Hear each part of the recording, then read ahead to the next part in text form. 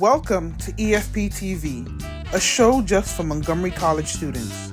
On today's show, we'll explore the marching band program at Towson University. Then, we'll visit MC student life and learn how they're helping students stay connected. We'll also learn how our own MC Raptors are fighting against breast cancer. All this and more here on Efp-Tv. Welcome to Efp-Tv, created by students in the MC Media Production Program. So many things have happened while you were away, we don't even know where to begin. What do you say we start with this one?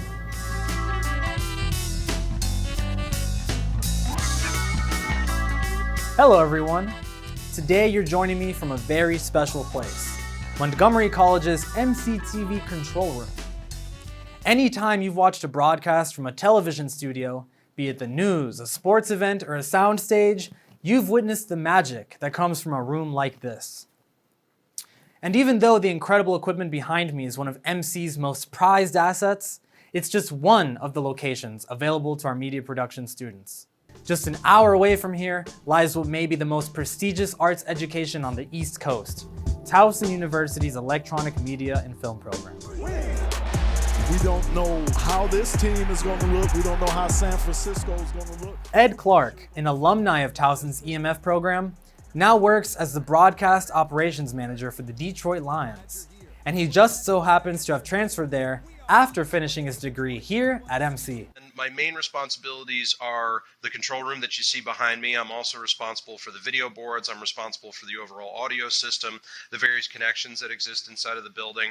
And then I'm also the point of contact for when the production trucks arrive. That's national networks when they come in to do the games. That's the local networks when they come in to do hits or coverage. I did not know that broadcast production was the direction my career was going to take. With MC, I got a chance to actually practice what I was learning. We got to actually do things. Like, it wasn't just, theoretical material or books that you had read. Like, you got to read what it is that you were going to do and then execute it in that class. I enrolled at Towson University first by perusing the website and figuring out exactly what I had to do.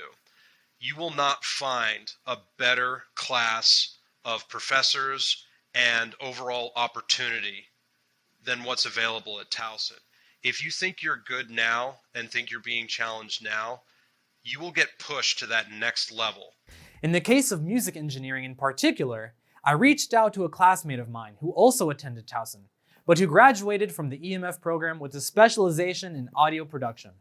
I'm Doug Manson. I graduated from Towson with an EMF degree with a concentration in audio, and now I'm at MC doing a video production certificate. The reason I came to Towson to learn audio is all my life I've been in the band, marching band, symphonic bands, so music production. So then I learned that, and then I realized while at Towson that I wanted to learn more about audio, TV shows and movies and that kind of stuff. Enter Elsa Langford, an associate professor and the chair of the current EMF program. The TU EMF program has such a strong reputation and prestige, primarily because of its alumni and its faculty. We offer small classes, lots of hands-on experiences. We have some incredible spaces that you can work in, including some great equipment that you can check out for your projects. We have networking and mentorship between your fellow students, faculty, and very successful alumni that you can follow in their footsteps. It's clear the stars can align for ambitious MC students seeking to master their audiovisual craft. Will you be next? For Efp-Tv, I'm Miguel Rodriguez. Cut! That's good, guys. Good? I like it. Thank you, guys. Thank you.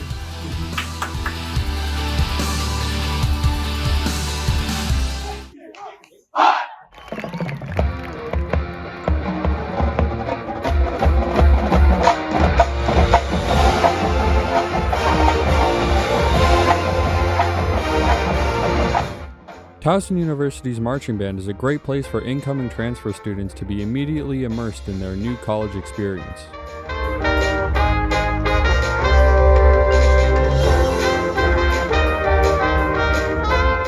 The director, Mr. John Malaskis, provides an environment for students to learn and grow during their time at Towson.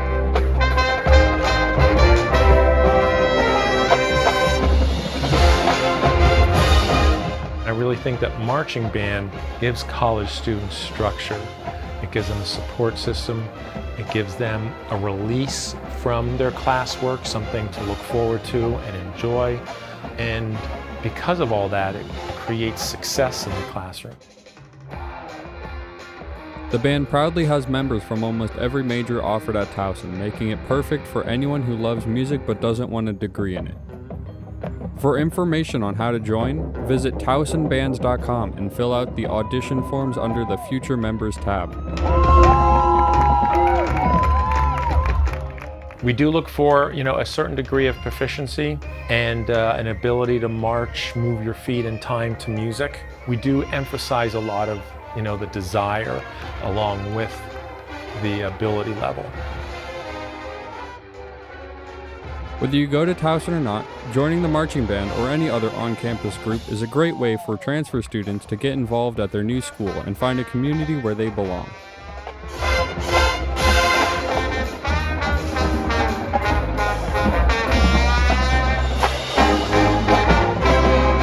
I think the Towson University Marching Band is extremely unique because of the community, first of all.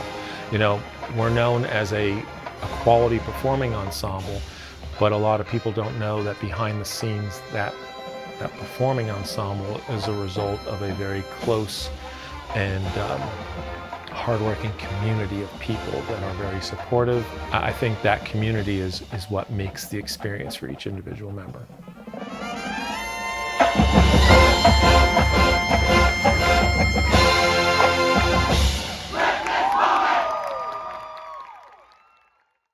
We are marching towards your screen with knowledge. Hey, where'd the other guy go? Well, you'll see Ishan later. But first, here's a few of our student-produced PSAs. And then we'll be back with more Efp-Tv.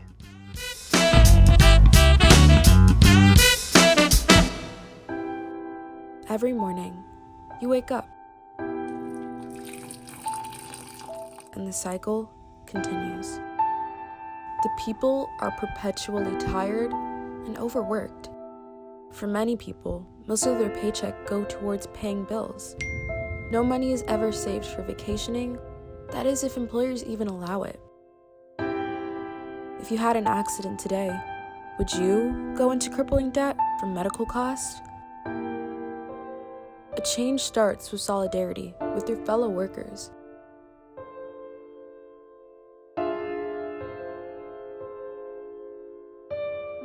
Around the country, there's a growing consciousness of the power one's labor holds. The time has come to band together and demand better wages, benefits, and working conditions.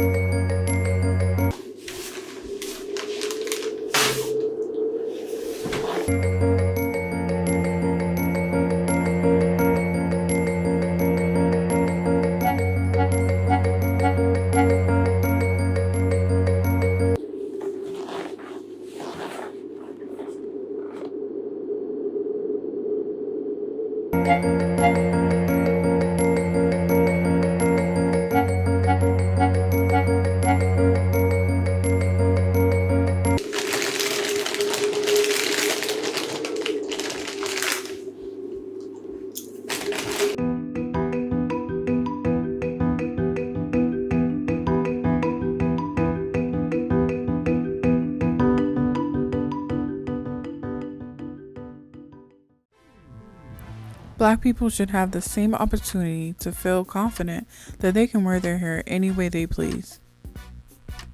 We have too many things to worry about. Race-based hair discrimination shouldn't be one of them. That's why the Crown Coalition and Dove partnered with California Senator Holly J. Mitchell to create the Crown Act. But only 14 states have passed laws prohibiting hair discrimination. You can help get the Crown Act passed nationwide. Sign the petition today. You're back with the Efp-Tv. Now let's turn our attention to the newly constructed Student Services Building, where the heart and soul of student life is located. After 4 years, the Student Services Building here was completed. Beginning construction on June 29, 2017, it saw an empty lot of land transform into a massive building. There was still ongoing construction on campus with areas being blocked off, making it difficult to navigate on campus. So why does our campus keep changing? There are reasons that are subsurface. The first reason is that there has been an increase in students and faculty, and 500 faculty members, almost tripled to 21,620 students and 1,025 faculty members. This number is expected to grow, and campus upgrades have been made to accommodate this transition, as PR head of Montgomery College, Marcus Rosano, can tell you. The centerpiece of the renovations, if you would, of Montgomery College's Rockville campus is the new Kimmy Dong and Long Win Student Services Center on the Rockville campus. As you've seen it, state-of-the-art building that's going to consolidate all of these student services into one building. So that building, the new Student Services Center, is 130,000 square feet. It's designed to basically streamline and improve those services for the Rockville campus. Another reason is that we are also part of a green energy conservation plan that was started in 2002. According to a 2021 current update, we are on target for reaching that goal by 2023. This is Dr. Dalgo, a hired scientific engineer who has been a part of the green conservation plan since its inception. Is installing submeters to understand the thermal energy being distributed across the buildings on our campuses. What I expect from this project is to have a very accurate data and real-time data that is going to drive decision making in terms of energy efficiency, energy optimization, energy audits, and how we tackle the performances of our buildings, how we can optimize them, and how we can be as efficient as possible. It looks like things are going to change for the better. This is Daniel Wise reporting for Efp-Tv. Has the pandemic made you feel disconnected from the full college experience? Finding it hard to meet people and get involved? No need to worry. The Office of Student Life is bringing the community back to you, virtually from the comfort of your own home. Many people may feel Zoom fatigue, discouraging them from participating in virtual events, but opportunities to connect in a relaxed atmosphere on Zoom is crucial to building a resilient community. Your voice is important to us, so let's hear from a student here at MC. So my name is Jackie Marquez. My major is Communication Studies. This is my second year at MC. I find it difficult to meet new people at MC because COVID really did affect socializing within classes. I find it hard to find where to join clubs or do any activities on campus. I have probably no idea where to start or where to go. With countless events and activities offered, you are sure to find something of interest or even spark a new passion. Events range from virtual escape rooms, virtual club rush, Zumba against cancer, and exclusive conversations with students at other schools. Or you can test your knowledge and win prizes with Kahoot trivia nights. There are all sorts of opportunities for fun and making connections.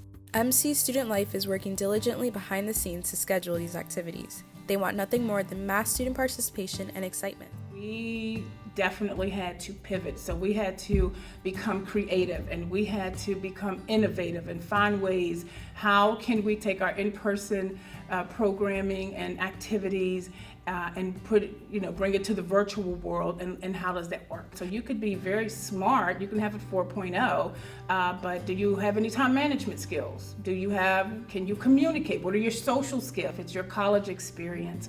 And you want to make sure that not only yourself but your peers and those following you, you provide opportunities. Students have a voice at the college, and the programs, the clubs, the Senate, the student newspaper, the Montgomery Advocate, all of the different opportunities that we have, the leadership programs. You can get involved. You can make a difference. Whatever your passion is, follow that passion. Take that passion and then lead from it. So. It's time to take charge of your college career. not only academically, but with extracurriculars as well.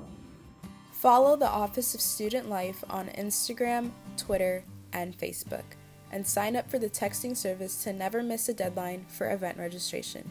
For EFP-TV, I'm Anna Chow.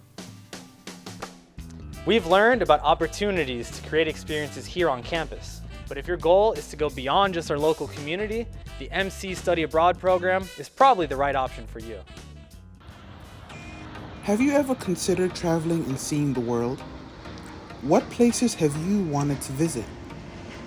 Maybe you want to scramble across Shibuya Crossing in Tokyo, or explore the forests of Costa Rica, or maybe see the beautiful architecture of Spain in person. Well, Montgomery College offers this and so much more to MC students.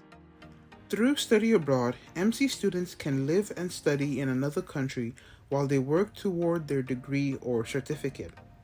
On the Rockville campus, the Study Abroad office is located on the second floor of the Macklin Tower, and Dr. Gregory Malveaux is the college-wide coordinator of the program.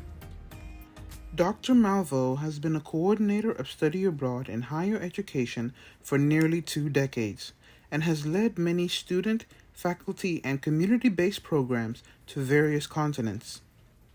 He is also an accomplished writer and editor, and we met with him to learn about the various study abroad opportunities available to MC students. So Montgomery College offers a number of study abroad programs.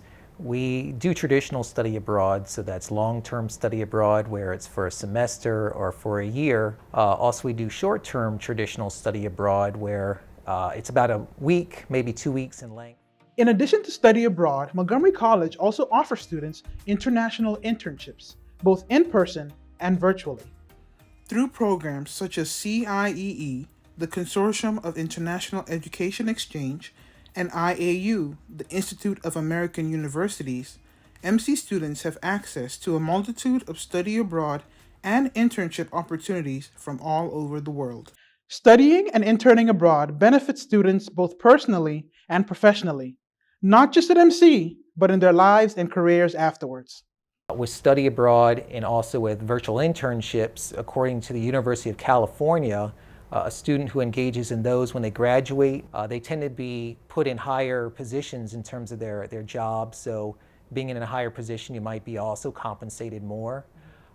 Students who graduate, again, from college who have done a virtual internship or study abroad tend to have be hired twice as quickly as one who doesn't engage in those things. So there's a number of things. Speaking from experience, I can tell you that studying abroad is an amazing opportunity and one that you will never forget. So who's ready to take a trip? For EFP-TV, this is Chineze Ara. Thanks, Chi-Chi. Later on EFP-TV, we'll discuss MC athletics and their support on breast cancer research.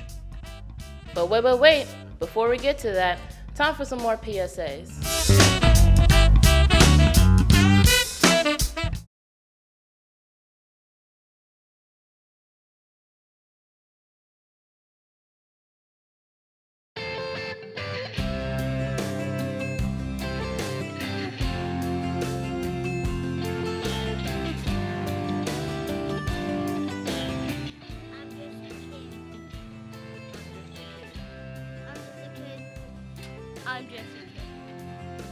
Pedophilia range between 25% and 50%.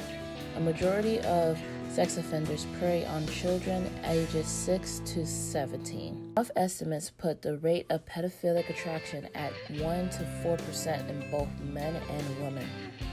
They're just kids. Leave them alone.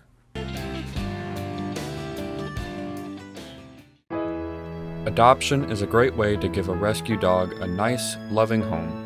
However, many new pet owners are not prepared for the responsibility of taking care of them. The most common form of animal abuse is neglect. When looking to adopt, people need to keep in mind how much the dog will need to eat and drink to stay healthy, and be prepared to groom and take your dog to the vet regularly. Responsibly adopt a dog today and help put an end to animal abuse. Welcome back to EFP-TV. As much as education matters, your health is the #1 priority. So let's see what actions are being taken to promote the health of our community.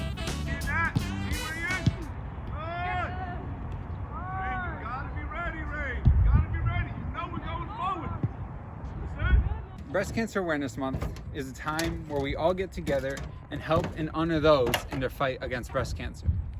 Montgomery College will be taking a part of this fight, and I, Esteban Melgar, will be interviewing the head coach for the MC Raptors, Coach Pedro Braz, and I'll be asking him what the MC Raptors are doing to take a part in this campaign. As you mentioned, the volleyball team, they had a breast cancer awareness game on October 23rd, but it's in conjunction with also the Dig Pink initiatives, because it's a fundraiser that they do as well. So they do it every year.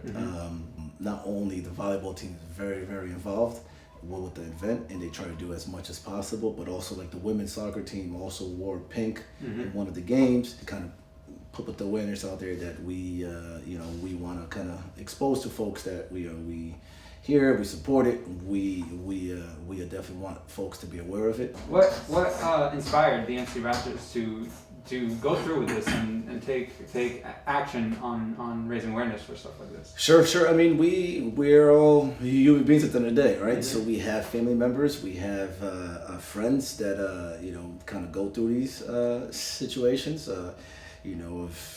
Especially when you get to a certain age, you have gone through many different things, and folks in your life have gone through many things. So we want to not only support the loved ones that we have and our family members and individuals that we do know, but also individuals that we don't know. And I know you mentioned that some of the girls during October, they would wear the pink ribbons during the games and stuff like that. Do you see that continuing as we move forward? I mean, definitely. Not only the women's soccer, but men's soccer as well. Obviously, that's a tradition that they've been doing before I got here, but we're going to continue, and we want to be even more involved. We want to create also a fundraiser for breast cancer and other cancers as well, to be able to help financially as well. Do you have an idea of when those involvement or those plans could actually come into action? Is there a link or something that people can reach in order to donate to? I mean, and that's one thing that we want to implement. It's not just when it's Breast Cancer Day or month. But what are we doing for the long term? How are we impacting this and not just doing it for that one day because we have to do it because that's the day of it? Or fundraising wise, our website is our biggest resource, which is mcraptors.com. There you can, there's a fundraising link. There's also donation links as well, and you can literally donate to certain teams or certain events, and obviously that will help, and that's the easiest way to kind of contribute to our department. In 1985, the American Cancer Society and Imperial Chemical Industries started Breast Cancer Awareness Month to encourage women to get mammograms regularly. To support this cause, the NFL introduced the Think Pink campaign. In 2016, the NFL decided to not only support breast cancer during October, but introduced the Crucial Catch campaign. Tanya Snyder, the co-CEO of the Washington football team, is a breast cancer survivor. She helped launch the Think Pink campaign in the NFL 23 years ago. Since then, teams have worn pink towels, gloves, cleats, and jerseys representing the Think Pink campaign. Now, all the players can choose the cancer they want to join to fight against. MC Athletics is taking a massive step forward in the fight against breast cancer awareness and mental health. With Mctv, I'm Esteban Melgar. Thank you guys for watching. The prolonged effects of depression and anxiety are some of the most difficult conditions that one could ever face. I was able to get in touch with the program manager at the Shaw Center, Stephanie Will, to get a little more insight about how to address the situation. So, based on your experience, what have you personally dealt with when talking to students with depression or anxiety? Depression and anxiety are two of the most common mental health disorders that we see nationwide, and anxiety is actually very rapidly becoming the number one for college students. So whereas depression used to be the number one mental illness that we would see among college students, anxiety has very much outstripped that, even prior to the pandemic. And as COVID has gone on, we continue to see those numbers rise rather than fall. With the pandemic sweeping the world, an alarming increase of suicidal ideations and substance abuse in young people became especially important factors to their psychological well-being. The pandemic has caused a lot of isolation, it's caused a disruption in routine, and for people who are in recovery both from mental illness and from substance abuse, we know that having an outlet, being connected to support systems, and having kind of that routine every day, these are the things that I do, is really helpful in building that structure and helping that person to achieve recovery. So when the pandemic kind of disrupted all of that, we definitely did see an increase in overdoses, suicidal ideation. But not all hope is lost when someone is dealing with these serious mental conditions. So the number one thing I would say to look out for is changes in behavior. So, we know that a person is either eating way more than they usually would or eating way less than they usually would. Same with sleep. It could be they're sleeping 12, 13, 14 hours a day, or it could be that they're sleeping about 2 hours a day. The way we can develop that trust is by being a trustworthy person. And I know that sounds kind of silly, but actually talking to them, expressing your concerns, saying, hey, I care about you. I've noticed these changes. A person says, no, I'm fine. Continuing to notice those things over time, not necessarily badgering them, but if we appear confident, if we, sometimes it can be awkward to have those conversations, but if we at least seem like we know what we're talking about, and we seem like we're confident in having those conversations, that can certainly help, as well as just being somebody who is positive about mental health. These past 18 months have been everything but easy, especially for the students who have or are continuing to suffer from near unbearable psychological conditions for years. If you or a loved one has any issues that need to be addressed, please do not hesitate any further by calling these phone numbers on your screen.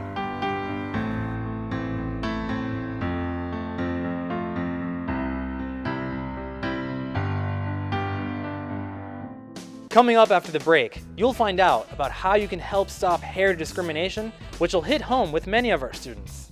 We'll be right back.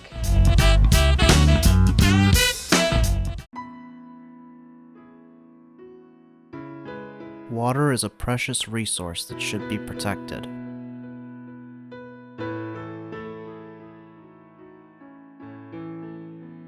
Too often we take this truth for granted.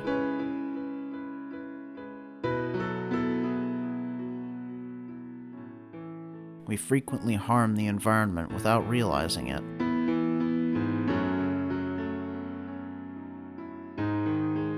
But there are things we can all do to help. If we all do our part, we can keep our waters safe. Learn more about how you can help by contacting your local environmental group. You'll never turn off the TV. Never turn off the TV. Never turn off.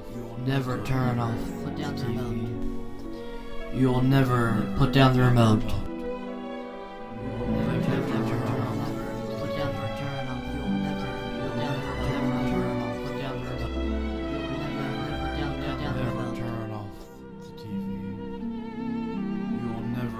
If your head sounds like this, get help. Call the National Suicide Prevention Lifeline at 1-800-273-8255. It's a big world out there. Time to go explore.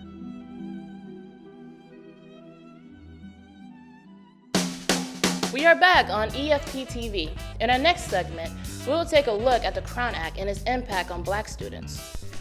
Most people wouldn't think that the way they wear their hair would impact how other people would view them.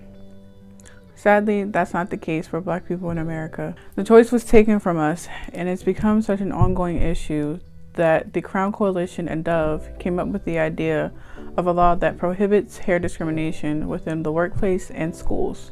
Hair discrimination can serve as a proxy for racial discrimination when we're no longer in a place where you can say no Blacks. You can't say that anymore, right? But if you say no people with locks, no people with braids, that is a way to signal that either a certain population is not welcome or a certain population will not be able to be successful in this employment opportunity, for example. So for me, attacking racial discrimination via hair discrimination is just the continuation of a legacy of civil rights, efforts that we've been fighting as a people in the United States since we've been here. After partnering with California Senator Holly J. Mitchell, on July 3rd, 2019, the Crown Act was first passed in the state of California, the first legal step to change. The Crown Act stands for creating a respectful and open world for natural hair. The main goal is to normalize natural hair overall. A lot of young Black kids grow up realizing Eurocentric features are considered the beauty standard and usually wonder why their looks are not considered beautiful.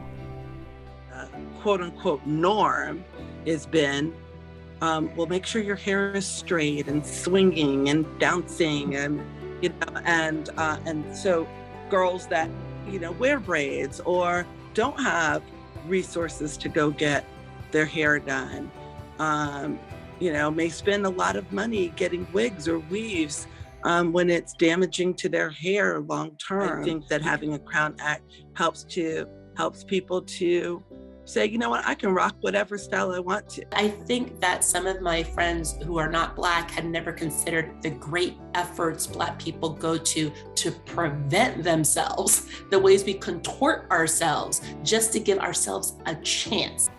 Montgomery County passed the Crown Act in 2019. Then in 2020, Delegate Stephanie Smith worked with other government officials to pass the law in the state of Maryland. You generally have some type of county office that is focused on enforcing discrimination laws. So these systems all work together. This act is not just legal support. Because of it, Black people will also feel more confident and comfortable being their natural selves everywhere. Wanted braids. That's something I've always wanted to have, cornrows. So right now I'm on this hair journey, and I feel confident that with this law and act, I can have the hairstyle I've always wanted to have and still be presented an opportunity. As of today, only 14 states and/or counties in different states have passed the Crown Act law. You can join the movement to end hair discrimination by signing the petition for the Crown Act to become a federal law. After the break, we'll learn more about the impact of the recent Facebook outage between MC faculty and students. Then we'll dive into the growing importance of cybersecurity. See ya.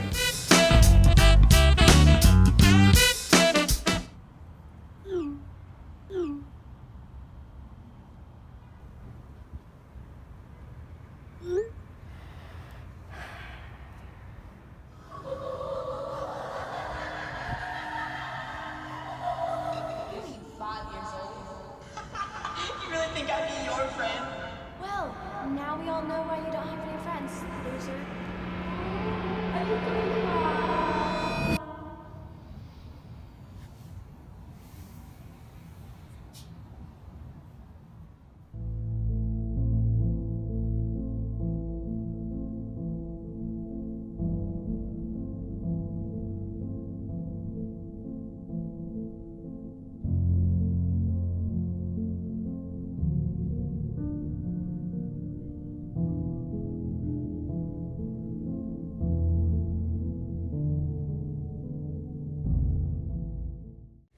Cancel culture has unjustly brought down many organizations, and one of them is the rebranding of the Washington football team. I managed to get some interviews with some fans and managed to get their opinions on the name change. Well, as a Washington fan for most of my life, I'm not sure if I fully support the name change, since I personally don't think the name Redskins is controversial, and seeing how many Native Americans actually supported the name Redskins, seeing it change to football team, I'm not a big fan of it. If cancel culture can bring companies and organizations down, enough people that support a certain movement can bring it back up. Let's all get together and bring back the name. Welcome back to Efp-Tv. As the world becomes more digital, it's becoming more important to learn how to protect ourselves online. The recent Facebook outage is a prime example of how important cybersecurity is. What do we know about privacy online? To answer that question, We need to establish what online services we use on a daily basis and how much information we're providing to those services, or how much do we share online. Many young people disregard safety online, and our personal data is very often at stake of unauthorized and illegal use. I'm Nell Feldman. I'm the Interim Director of Information Security Services and the Interim Chief Information Security Officer at Montgomery College. The information is yours, the students, and we all have to be responsible for our own information. We put our data out online in many different ways. You give your information to the college when you enroll here as a student. And I'm sure you have information in social media accounts, as well as bank accounts and shopping, Amazon, etc. So you want to know where your data is and how it's being used. It's important to know that there are people out there who want your information, and there are data miners collecting information from a variety of sources. They can compile all that information, small pieces of information from all those different accounts, can compile a complete profile for you, which includes your home address, your phone number, your email address, bank account numbers, social security numbers, etc., that can be used to steal your identity or maybe even steal money from you through a scam or a phishing attack. Cybersecurity is becoming a substantially more important part of students' daily lives. Additionally, Montgomery College is no less exposed to cyber attacks, as in 2019, the school issued a memorandum to students and staff members acknowledging that the school lost $2.8 million on a cybersecurity attack when an intrusion allowed for money to be stolen and placed in a fraudulent bank account. Fortunately, none of the student data and information was stolen, and much of the money was successfully recovered. The college has a very robust cybersecurity program, and the industry today is crying for cybersecurity expertise. There are open jobs, not enough people to fill all the open positions in cybersecurity. So it's definitely a good career path, and it pays well. To learn more about Montgomery College students' privacy, visit the Policies and Procedures page at montgomerycollege.edu. Thank you for watching. This was Brian Mikolajczyk reporting for Efp-Tv. If you spend any significant amount of time on social media, you're probably aware that on October 4th, 2021, Facebook suffered a massive outage that rendered the site and its associated services unusable for 6 hours. This has led to much buzz and speculation about what happened that could have resulted in an incident like this. To shed some light on this topic, I spoke with one Carolina Galliano, a producer-director at Mctv who specializes in content for multicultural audiences. What happened was you have a problem with the servers, and now you can no longer connect to Facebook services. You can't connect to WhatsApp or Instagram, Oculus, obviously Facebook, and so you have a global problem for any user of these services. Part of the issue was with how this problem was tied to security, right? And so people who needed to access the building couldn't even get in because their key cards were tied to all of this, right? To the servers. And so you have an issue where everything is just tied to this one single point of failure. And so that, I believe, was part of why it took 6 hours to resolve. As a Facebook and WhatsApp user, this affected me because I do a show that runs live on Mondays, and this happened on a Monday. So we could not push that show out live to our audience. Beyond that, there were hundreds of thousands of small businesses that rely entirely on these services, on Facebook, on WhatsApp, on Instagram. So they saw a loss of sales that day. But obviously this did not play well for Facebook even, and just the PR issues that they're going through right now. For greater insight into the effect this incident had on student life, I got in touch with MC student Daniel Wise, who had this to say on the matter. I personally was not affected by the outage. However, my parents were, since they use Facebook as part of their work environment, and they had a project that was due, and they missed the deadline because they couldn't communicate through their Facebook.